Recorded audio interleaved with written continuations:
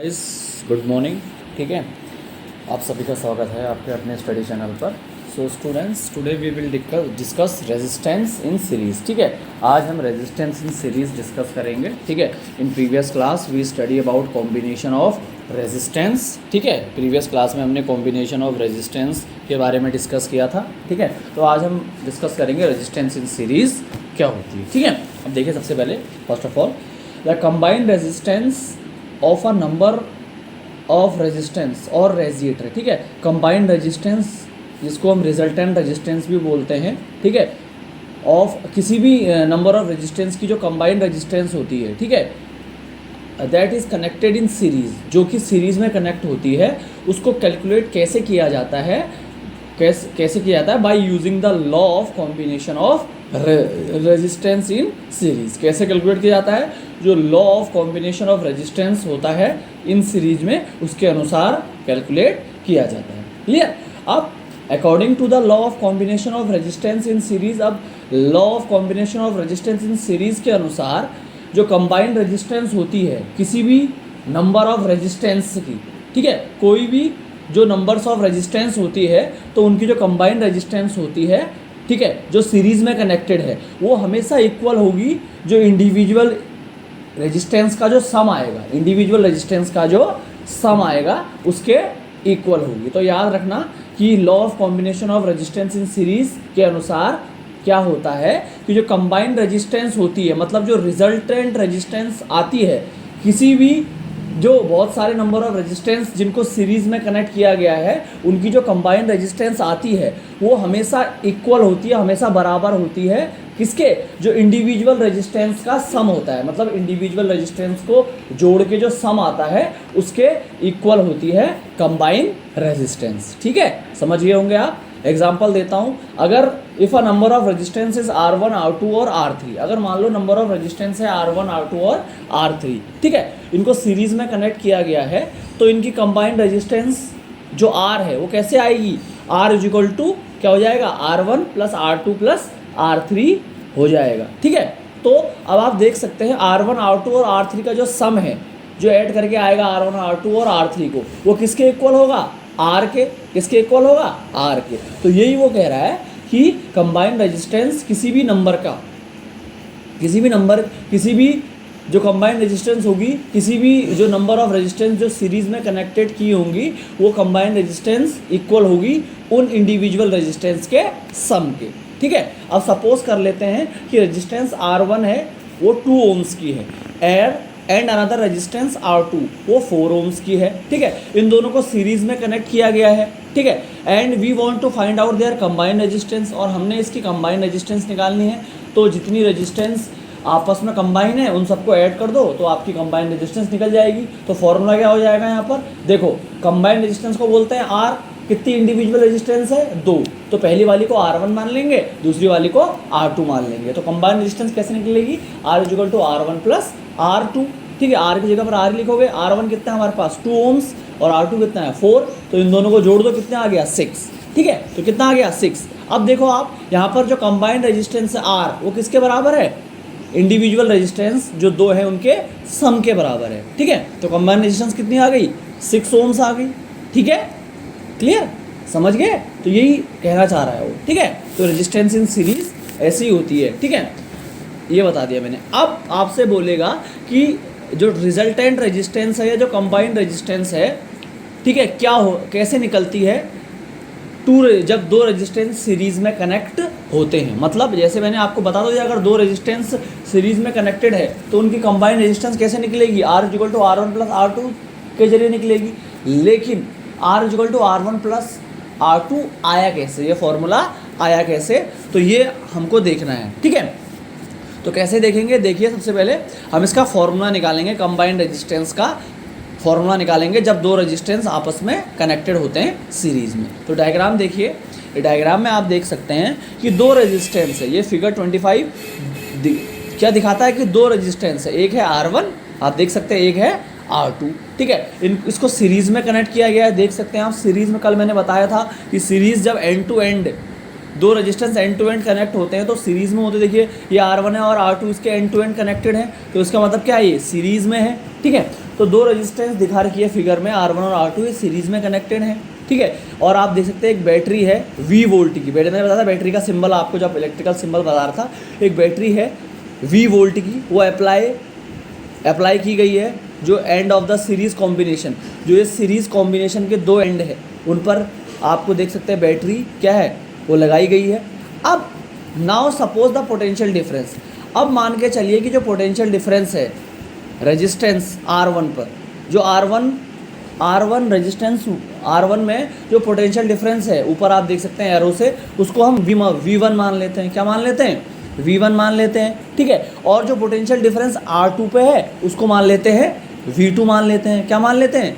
V2 मान लेते हैं, ठीक है। तो मान लिया हमने we have applied a battery of voltage V, और हमारे पास जो बैटरी है उसकी वोल्टेज V है। वोल्टेज क्या है? V है। इतना समझ गए, ठीक है। तो जो टोटल पोटेंशियल डिफरेंस होगा, जो टोटल पोटेंशियल डिफरेंस इस सर्किट में फ्लो होगा दो रेजिस्टेंस में, R1 और R2 के जो दो रेजिस्टेंस में टोटल पोटेंशियल डिफरेंस फ्लो होगा वो किसके इक्वल होगा? जाहिर सी बात है V के इक्वल होगा। जो V1 और V2 है, ठीक है, जो R1 और R2 रेजिस्टेंस में V1 और V2 है वो किसके इक्वल होगा? V के। टोटल पोटेंशियल डिफरेंस जो दो रेजिस्टेंस में फ्लो हो रहा है R1 और R2 में, ठीक है, वो किसके इक्वल होगा? वोल्टेज ऑफ द बैटरी के। वोल्टेज ऑफ द बैटरी यानी V के इक्वल होगा, ठीक है। तो हम समझ गए इक्वल होगा, तो हम क्या मान सकते हैं यहाँ पर? V = V1 + V2 मान सकते हैं, तो इसको इक्वेशन 1 मान लेंगे, ठीक है। और वी हैव जस्ट सीन, अभी हमने देखा कि जो टोटल पोटेंशियल डिफरेंस है बैटरी की वजह से वो क्या है? V है। अभी देखा जो टोटल पोटेंशियल डिफरेंस डायग्राम में देखिए, जो टोटल पोटेंशियल डिफरेंस है बैटरी की वजह से तो वो क्या है? V है, ठीक है। अब सपोज द टोटल रेजिस्टेंस, अब सपोज कर लीजिए जो टोटल रेजिस्टेंस है कॉम्बिनेशन की, मतलब इस पूरी सर्किट की जो टोटल रेजिस्टेंस है R है, उसको हम क्या मान लेते हैं? R मान लेते हैं। टोटल रेजिस्टेंस जो है या रिजल्टेंट रेजिस्टेंस जो है उसको हम क्या मान लेते हैं? R मान लेते हैं। क्या मान लेते हैं? R, देख सकते हैं आप, ठीक है। And the current flowing in the circuit, और जो करंट फ्लो हो रहा है पूरे सर्किट में उसको मान लेते हैं I, आप देख सकते हैं I मान लेते हैं, ठीक है। मान लिया, क्या मान लिया? पोटेंशियल डिफरेंस बैटरी की वजह से क्या है? V है। और सपोज कर लिया हमने टोटल रेजिस्टेंस पूरे कॉम्बिनेशन की कितनी है? R है। और करंट फ्लोइंग पूरे सर्किट में I है, ठीक है। अब देखिए R है आपके पास, I है और V है, तो कुछ याद आ रहा है? ओम्स लॉ अप्लाई हो जाएगा। जहाँ पर R V I आ जाते हैं तो वहाँ पर ओम्स लॉ अप्लाई हो जाता है। तो इस पूरे सर्किट में क्या अप्लाई हो जाएगा? ओम्स लॉ अप्लाई हो जाएगा। क्या हो जाएगा? ओम्स लॉ अप्लाई हो जाएगा। अगर ओम्स लॉ अप्लाई हो जाएगा तो ओम्स लॉ के अनुसार क्या होता है? V/I = R होता है। V/I = R होता है। या इसको हम ऐसा लिख सकते हैं V = I × R लिख सकते हैं ना, ठीक है। तो V = I × R हमने क्या मान लिया भाई साहब? इक्वेशन 2 मान ली। इक्वेशन 1 क्या थी? V = V1 + V2, ठीक है। और V = I × R क्या हो गई? इक्वेशन 2 हो गई, ठीक है। अब देखिए, क्योंकि since the same current I flowing through both resistance R1 और R2 कनेक्टेड इन सीरीज, क्योंकि सेम करंट फ्लो हो रहा है, मतलब एक जैसा करंट फ्लो हो रहा है दोनों रेजिस्टेंस में R1 और R2 में, ठीक है। जो सीरीज में कनेक्टेड है R1 और R2 रेजिस्टेंस, उनमें सेम करंट फ्लो हो रहा है। तो ओम्स लॉ का, क्योंकि अब सेम करंट फ्लो हो रहा है दोनों R1 और R2 में, ठीक है, क्योंकि जो कि सीरीज में कनेक्ट हैं, तो ओम्स लॉ अप्लाई करेंगे दोनों रेजिस्टेंस पे, दोनों रेजिस्टेंस पर ओम्स लॉ अप्लाई करेंगे सेपरेटली, अलग अलग, ठीक है, अलग अलग ओम्स लॉ अप्लाई करेंगे, मतलब 2 बार अप्लाई करेंगे ओम्स लॉ। किस पर? रेजिस्टेंस पर। क्यों? क्योंकि सेम करंट फ्लो हो रहा है R1 और R2 में, ठीक है। तो क्या हो जाएगा? ओम्स लॉ अप्लाई करेंगे तो V1 पहले वाली को V1 मान लेंगे, दूसरे वाले को V2 मान लेंगे। तो V1 = V क्या होता है? I × R ऊपर देखा आपने, तो V1 = क्या होगा? I तो I रहेगा, क्योंकि सेम करंट फ्लो हो रहा है, तो I तो I रहेगा। V1 = क्या हो जाएगा? I × R1 हो जाएगा, ठीक है। तो मतलब जो R1 रेजिस्टेंस में जो पोटेंशियल डिफरेंस की वैल्यू है वो कैसे निकलेगी, I इंटू R1, I का मल्टीप्लाई करोगे आप रेजिस्टेंस 1 से, तो आपकी V1 की वैल्यू निकल जाएगी, ठीक है, जो R1 में होगी। तो उसको क्या मान लेंगे, इक्वेशन थर्ड मान लेंगे। और फिर ऐसी V2 क्या हो जाएगा, I तो वैसे ही रहेगी, I क्या होता है, सेम फ्लो होता है दोनों रेजिस्टेंस में, और इंटू क्या हो जाएगा R2। तो V2 की वैल्यू कैसे निकलेगी R2 में, जब I इंटू R2 को आप मल्टीप्लाई कर देंगे, तो इसको इक्वेशन 4 मान लेंगे आप, ठीक है।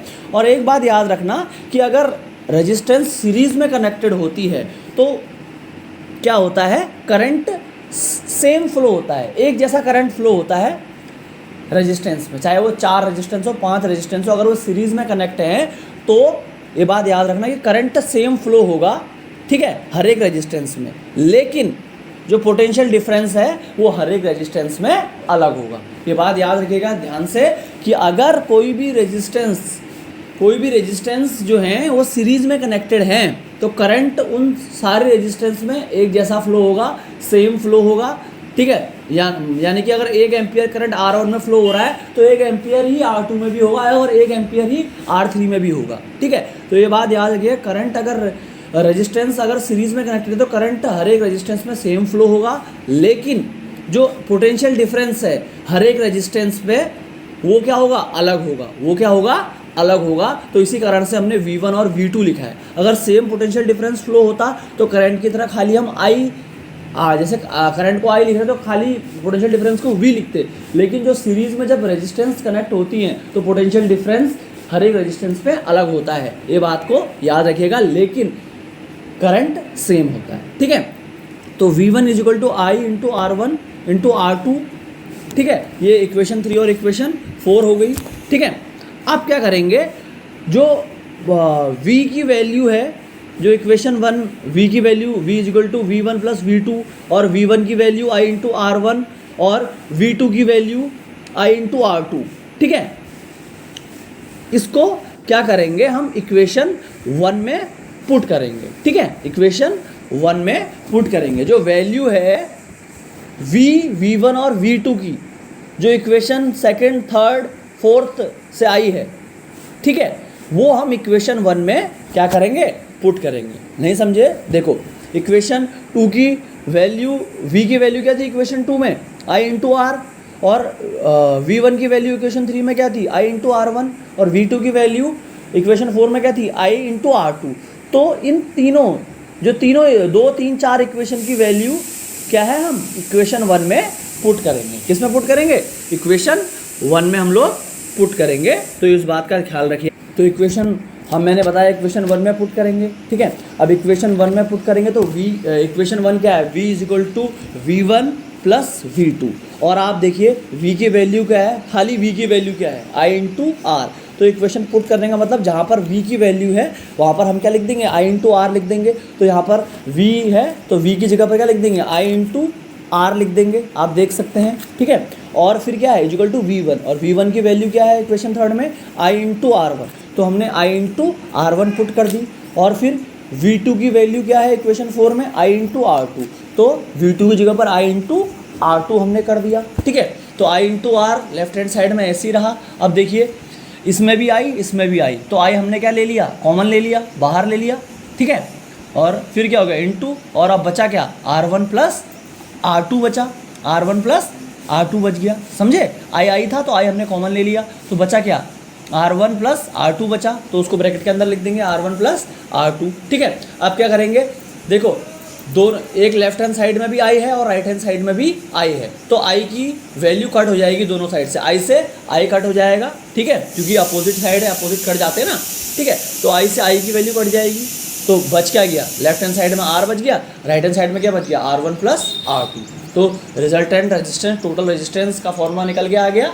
अगर दो रेजिस्टेंस सीरीज में कनेक्टेड हैं तो उनकी टोटल रेजिस्टेंस कैसे मिलेगी, R is equal to R1 plus R2, कैसे निकलेगी, R is equal to R1 plus R2 करके निकलेगी, ठीक है। तो ऐसे ही यही फार्मूला, सिंपल फार्मूला होता है, सिंपल। और ऐसे अगर 3 रेजिस्टेंस होगी तो कुछ नहीं करना है आपको, एक R3 बढ़ा देनी है, क्या बढ़ा देनी है, ऊपर से R3 आप बढ़ा देंगे, ठीक है।